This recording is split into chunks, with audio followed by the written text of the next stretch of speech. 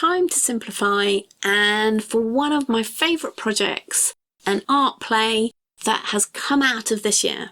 This is such a simple idea and a great way to just supercharge your creativity.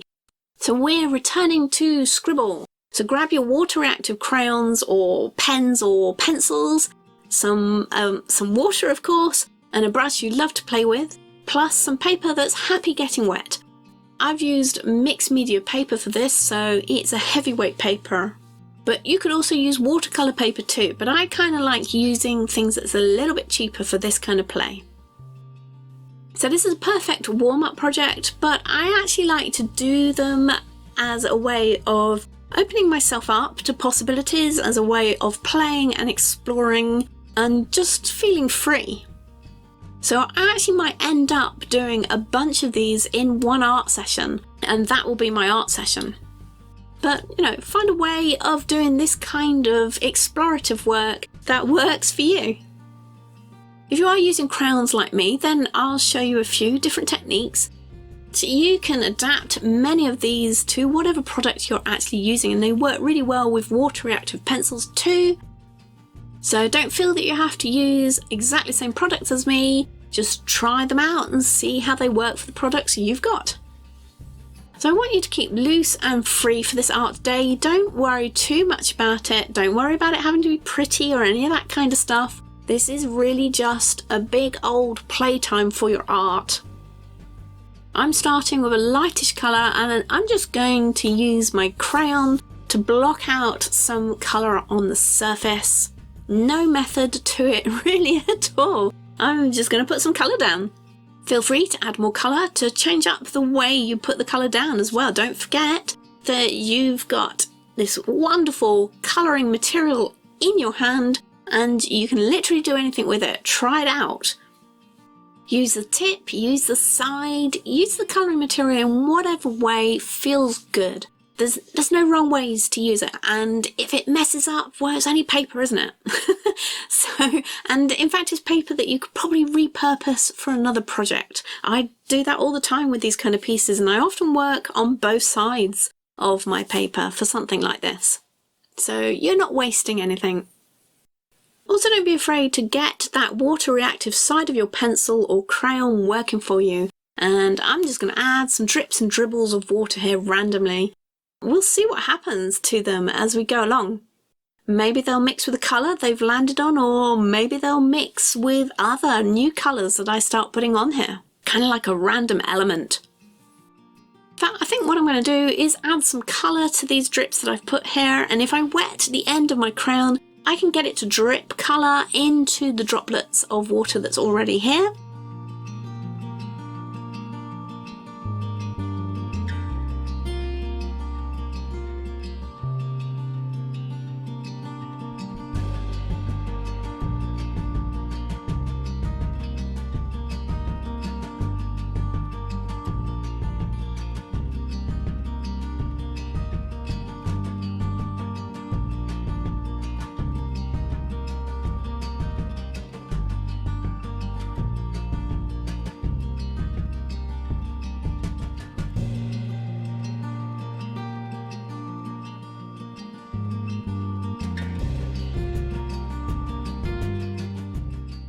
One of the great things about water-reactive pencils and crayons is that you can get all sorts of different textures with them. I get a watercolour paint texture if I use the brush to get the colour straight off of the tip of the crayon, so you can just use it like paint. Or if I'm rubbing my crayon across the paper, I'll get a lovely texture from that paper itself. And then if I use the crayon wet to rub it straight onto the paper, I'll get a different texture again. So there's lots of things you can play with. And lots of different ways to build up the colour on your piece.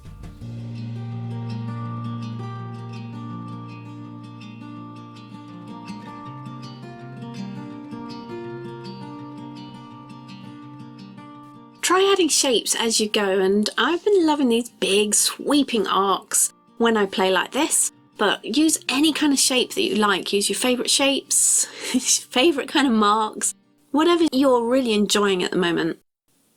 You can see that I've not stopped to let any of these wet areas dry. You can if you like, nothing's stopping you. But I'm just going to let them move and do their own thing and be part of the piece as it grows.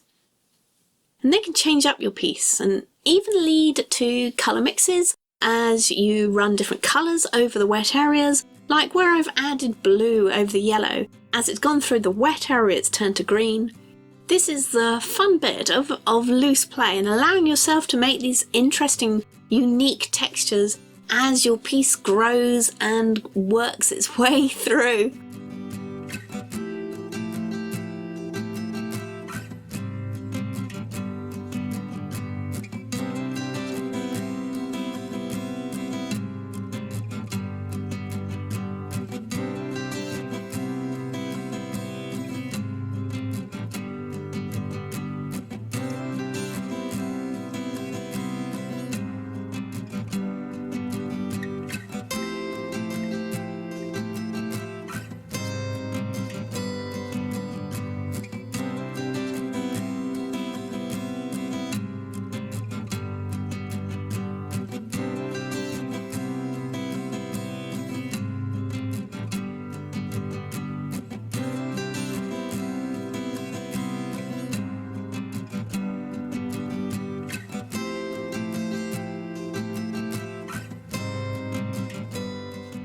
I think this would make a really good background for a focal image.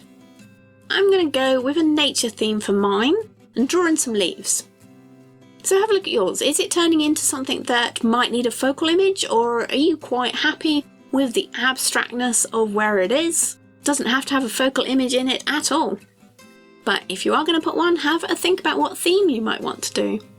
It can be anything. Perhaps you want to make it seasonal, or maybe there's something that represents how you're feeling today. You see that the wet areas are really working for me here, and this crayon is actually a blue crayon, but as I run it through the wet areas, that yellow colour is turning it into green, so I'm getting this kind of variated look on this leaf, which works really well. And it is totally accidental, not by design, but this is the kind of things that you discover as you let these things just happen.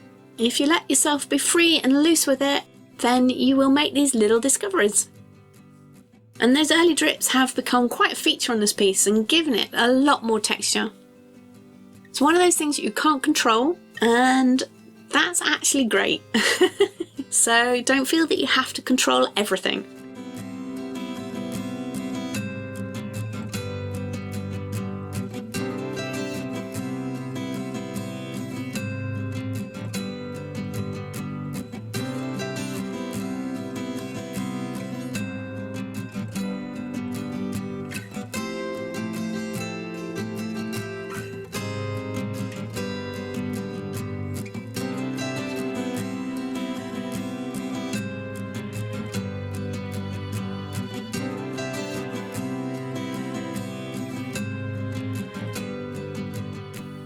If you feel like you've got to the end point, let your piece dry completely, and it may very well change again as it dries.